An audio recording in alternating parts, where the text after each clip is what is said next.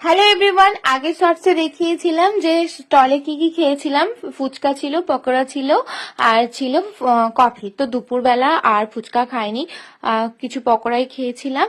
আর এই যে আমি, সোনাইয়ের পাপা আর সোনাই বসেছি। সোনাই তো জাস্ট পাপার কোলে বসেছে, বাট ওকে নিয়ে খাওয়াটা না ভীষণ চাপ। সোনাইয়ের পাপা এটা ভীষণ ভালো হ্যান্ডেল করতে পারে, তো কোথাও গেলে ওই নিয়ে আর কি খেতে বসে।